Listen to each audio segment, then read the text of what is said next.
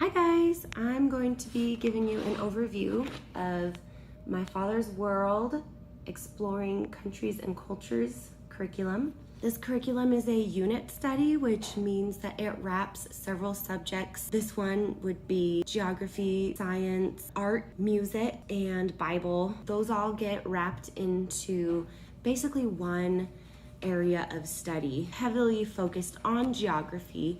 And so our geography, whatever region we were studying, as far as science goes, we were typically learning about the animals, the plants that live there. We were studying the ecosystems that were a part of this area.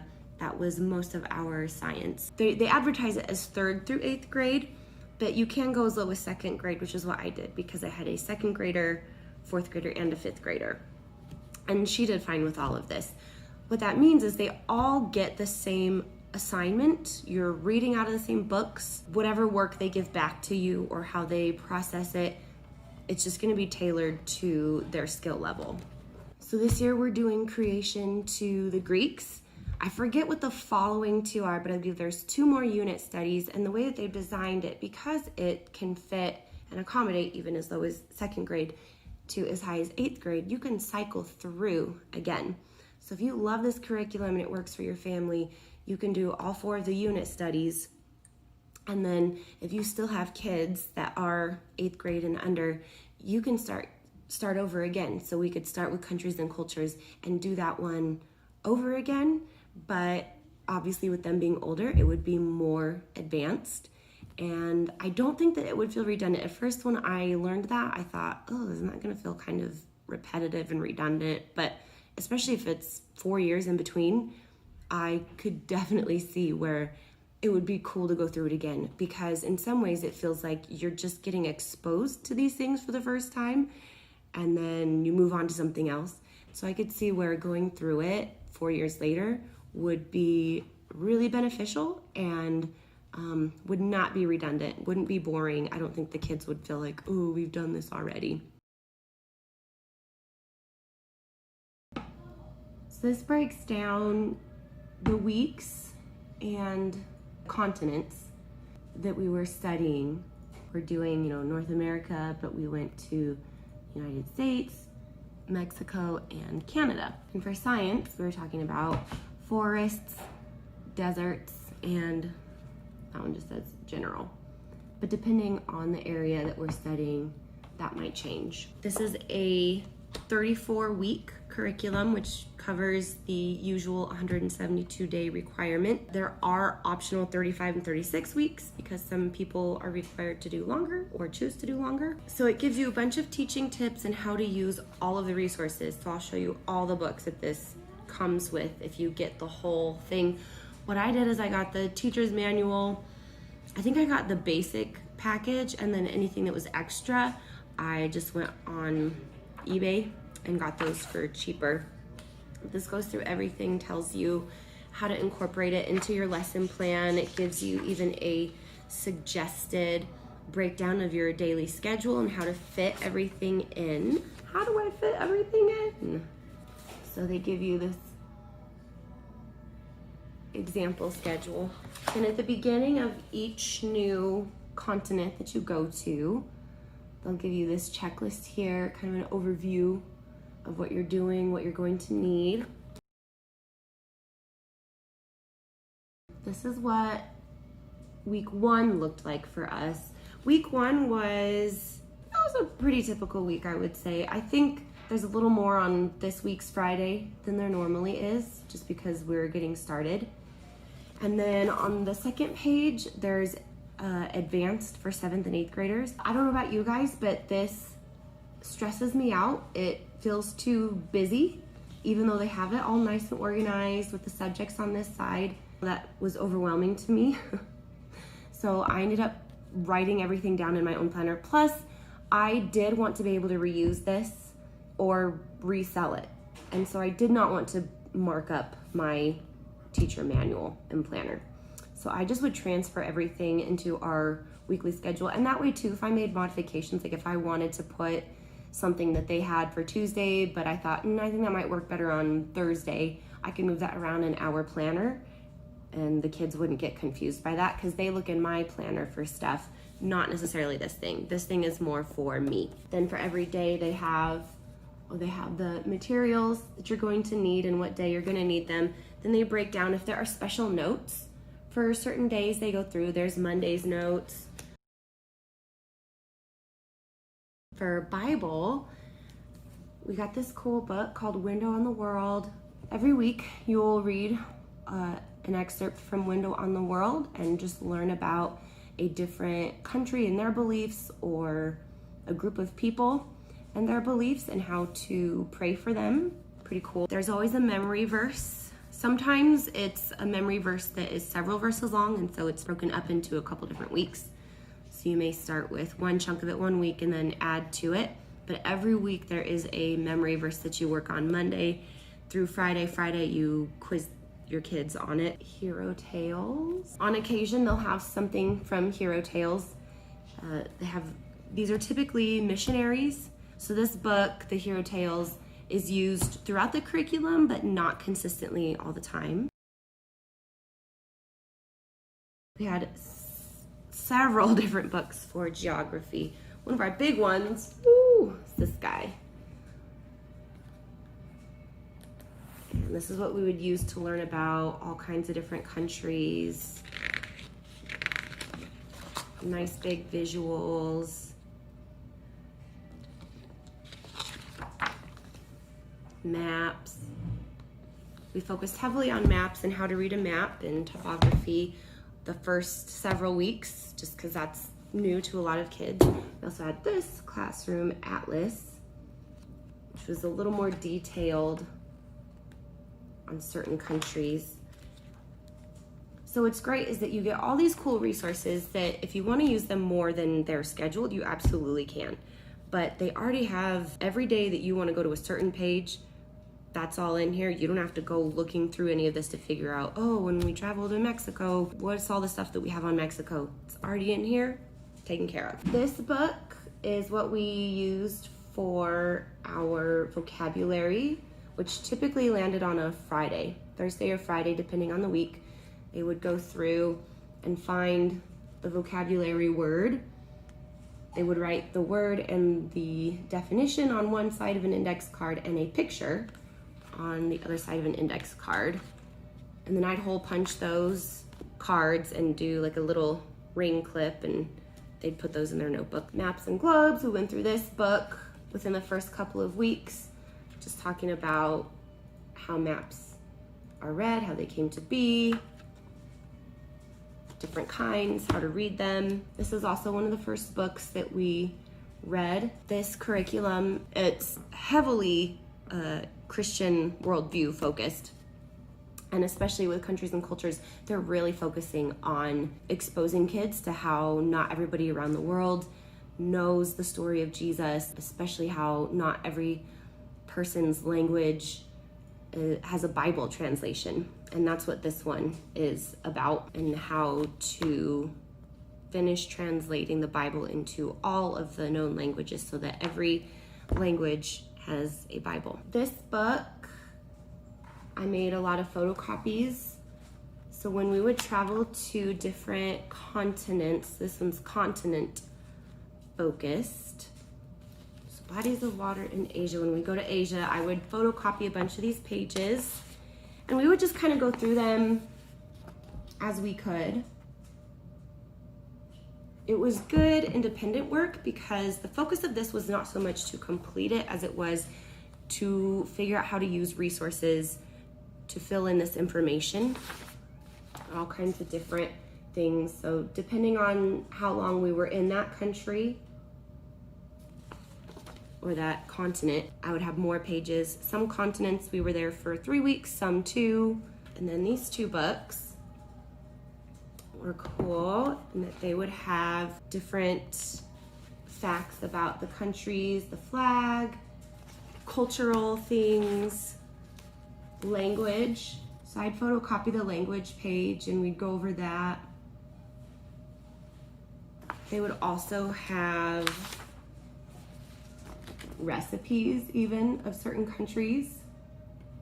And some of these you could just choose to do on your own. Some of them were listed in the curriculum at certain times. I did a lot of them, didn't do all of them, because this is where it gets to be very hands-on and a lot of preparation. This is the same thing, it's just got different countries in it than the other one. So the kids get a passport, and that's one of the first things they do that first week is they apply for a passport, and you print out a picture and put it in, fill out their information. And every time you travel to a different country, you put a little sticker in there and then do the date. And what we did is we pretended to get on a plane. We have a TV now in our front room, which is right in front of our school room. So we ended up just sitting at this table, and this was our airplane. And on the TV, what I did is I would find videos of inside of a plane flying, you know, taking off from wherever we were leaving. So like when we traveled from the United States to Mexico, I looked up a video on YouTube of taking off from DIA, since we're in the Denver area, taking off from DIA inside an airplane. And I would cast that from my phone to the TV, and so it would feel like we're inside the airplane, we're watching the TV, taking off, and then I would find another video of landing. So landing in Mexico, and then that would be our trip. I'd have some fun trying to have accents of the places that we visited. And what they would also do is they would get money. So for every place that they visit, we had to cut all these up. These come in sheets. Canadian. So every place we went to, they had a form of currency, and I would tell them the exchange rate, and they have American dollars, and you would give them maybe 10 of the American dollars and then exchange whatever for the currency of that country that you're visiting. And then they have this geography game, which we've had a lot of fun with. Sometimes the kids would beat me. So they have every single continent. So these were all separate pages. What I ended up doing is combining them and laminating them so that they were more durable. And they had these little paper squares that you could put on the numbers when you guessed what country it was, and that'd be your marker, and then you leave it there. Well, we played this game outside a lot, and the wind would blow and the markers would fly everywhere. So with it laminated, you just use a dry erase marker, and then you can fill it in if you get the answer correct. So here's my stack of cards, countries from Asia. So, I got Russia. On the back, it tells me what number it is. So I don't want to look at the back of the card. I say, Russia. Russia is 1. And then it says Russia 1. And then it also gives you the capital if you want to be a little more challenging. And if I get that correct, then I would color in the number 1 and then continue around the table. So that was something that was a lot of fun. For science, see that? We had a couple of different options. We used either this Living World Encyclopedia, which meant that science could be done independently, or we used this Property of Ecosystems, but even for my 5th grader, probably a bit over his head. So this is something that I would need to read ahead of time a lot of times and be able to summarize in my own words, or depending on the pages that they had to do to complete, and I'll show those in a little bit, I would go through and I would highlight those things so that we could have that already prepared as a group. What they would do for Living World Encyclopedias, they would have the page listed in the planner that had to do with what we were studying. If we were studying forests, here's temperate forest, it would give the page number. Then they read through here, and during their science time, they would pick one thing, 1 or 2. I have a intruder. You want to show people what you did? What did you do? I made a house with a Christmas hat on. Wow! But I found no white, so I'm just using red for the white top. Oh, cool. Glue gun and wood sticks and pom-poms. Thank you. Want me to put it And close on this. that white thing or the black table? Sure. Yeah. I'll put it on there. All right. Thank you. Well, we were on forest, but now we're on a different page. So they would pick one or two things that they found interesting. They would draw a picture of it and then write a short description. So let's look at some of the science pages. So for this portion, I'm showing you my fourth graders' work. What we did is first we're studying grassland. So you would get this map. They would find it in this book. They'd find the map in there and then color the grasslands area on their map. Then they have this paper that goes through the climate, distinguishing features, locations, animals, plants, and then interesting facts. What I started doing was highlighting those things ahead of time. So you'll see that they're kind of color coordinated here. I would go through ahead of time and highlight these things so that either if they did work on their own, they didn't have to read through the whole section and question everything. They still had to pick and choose things. Or if we did it as a group, even for myself, I already had right in front of me what went where. There are other activities to do or questions, follow-up questions about the section here. We didn't always use those depending on the notes in the planner. Sometimes the planner would say, you know, go through these discussion questions or do this experiment. And then sometimes they would say, just do this paper. So an example of using this book, this is my daughter's drawing and description of orchids. It was pretty simple. Art, this is cool thing, global art. So depending on what region we were studying, we would have art projects that would kind of center around those things. It came with this for music. We sing around the world. There's a bunch of different songs from different countries in different languages that the kids get exposed to, and we had a lot of fun with that. One of the last things that they include is this read aloud. You can do it pretty much whenever. They suggest doing it in the evening. They have, this is one of them, George Mueller. They have several different people that you read about, missionaries typically, depending on what area you're studying. They also have you go through Kingdom Tales, which we started, we did not finish, but we really liked it. This was hard for me to keep up with just because we did do it in the evening, and I find that our evening times, just our whole evening routines, are not very consistent. So I would do really good for a while and then just like do nothing for a long time.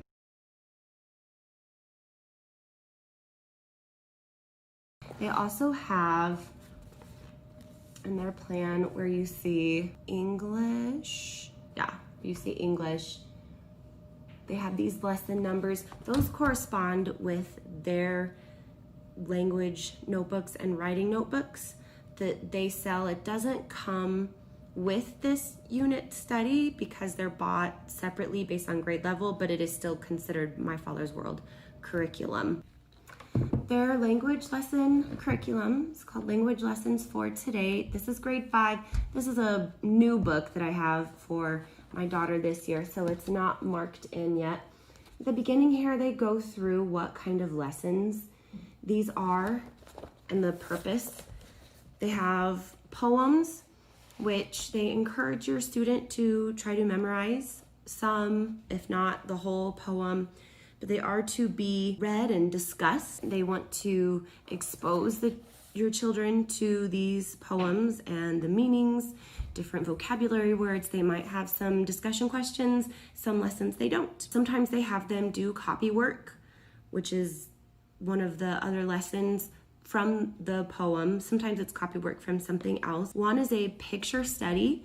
So they have a picture typically of works of art from great artists, and You are to prompt your child to use complete sentences when answering questions. You're asking them questions of observation. You want them to be able to remember things about the picture, discuss certain things. Sometimes those picture studies also have follow-up questions.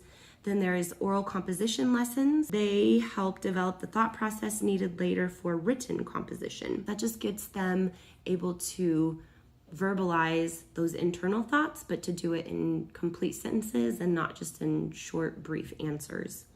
Then there's dictation. That's where you are reading an excerpt of something and they are to be writing it down, and it's to help them practice with spelling, capitalization, punctuation, grammar, all those things. And so they do the dictation and then go through and correct any mistakes. Narration. Before you begin, remind your child to listen carefully and be ready to tell the story in his own words when you are finished reading. So you are reading a story to your child and then they are retelling it back to you, sequence of events, being able to condense information. The narration can be either oral or written. And then copy work. Familiarize the child with spelling mechanics and usage while practicing handwriting. If you've heard of Charlotte Mason, these are Charlotte Mason flavored lessons. It's this first one here, poem, It Couldn't Be Done. You have the whole poem here, and then the questions talk about the meaning of the poem. What difficult things do you have to tackle? What difficult things have you overcome in the past by persevering? What things seem difficult to you in the coming year?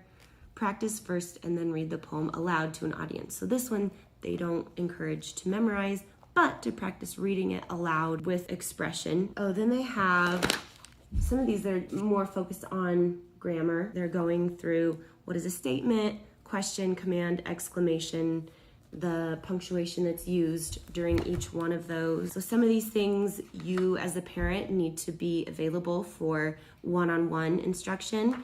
And then some like these can be done in the book, or if you want to preserve the books, have them write stuff in a separate notebook, and they can do that work individually and independently. This one, more parts of speech. They don't necessarily need your instruction for this one. You can come back to it later. Oh, here's the cute picture study.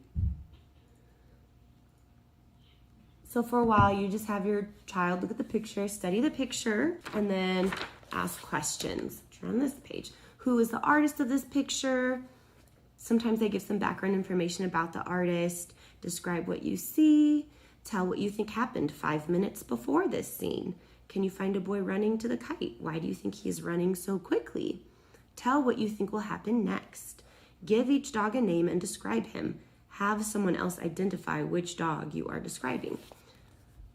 So, depending on the picture and the prompts afterward, there's many different focuses. Here's a poem they would probably have you memorize and have questions. Those are the language lessons. They're all focused the same as far as I know from second grade on. I did this with my second grader.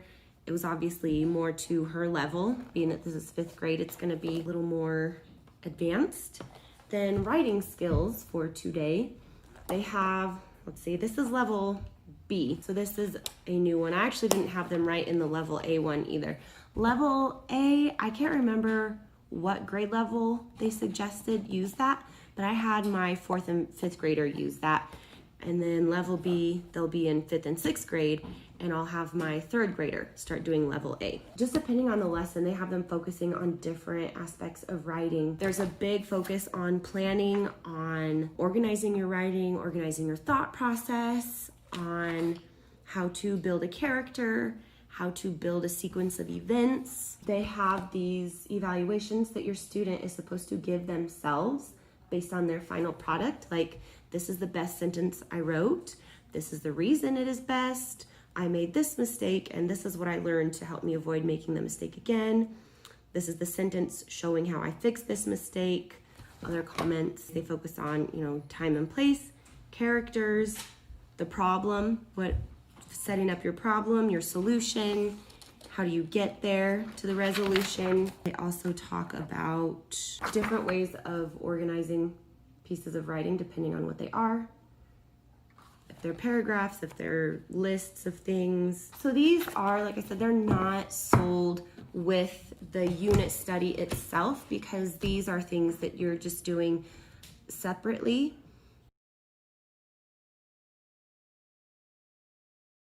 So overall, we really enjoyed this curriculum. It is very hands-on. There's a lot of parental involvement, which it's a lot of work, but I enjoy it. I did not want a curriculum where I just gave it to my kids and they did everything on their own. There's a lot of stuff that they are able to do independently, and that's great.